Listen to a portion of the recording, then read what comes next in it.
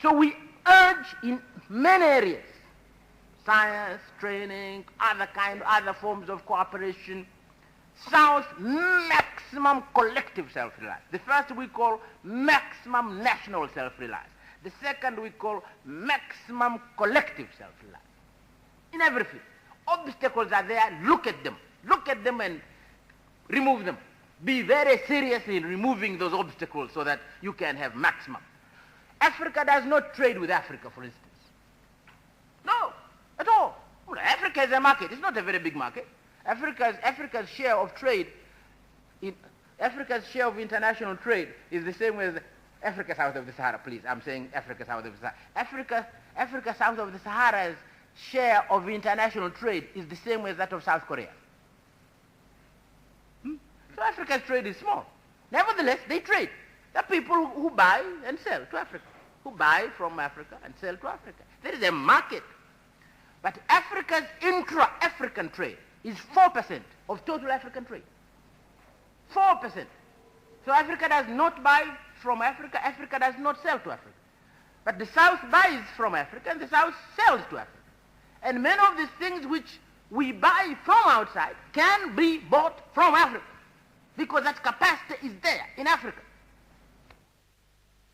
One of the easiest things for the South to do, for instance, and this is how Britain industrialized, for instance, is textiles.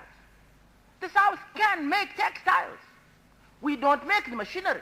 The machinery we can still buy from the North, but we can still buy the machinery from the North and make textiles in the South competitively. We could. The cardinals of the free market don't allow us. Don't allow us. They don't allow textiles to come into the GATT system of trading. So the North is there. They make the decisions. So here are these powerful people who see the need to work together. And here are these weak people in the South. They don't work together. So, we argue a strong case for the South working together in their dealings with the North. They should not be ashamed of it at all. When the North acts like that, as far as I'm concerned, that's a sign of intelligence. When they act together. When the South acts separately like that, it doesn't give me as being a sign of intelligence at all. You have to work together.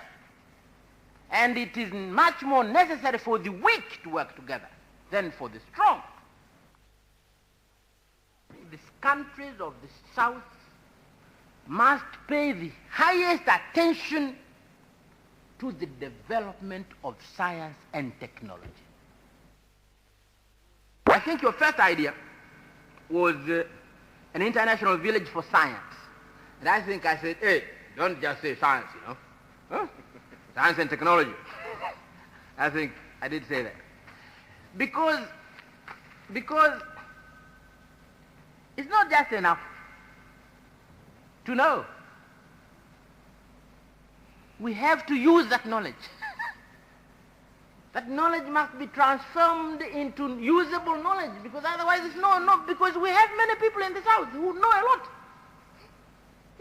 They know a lot at the same level of knowledge as in the North.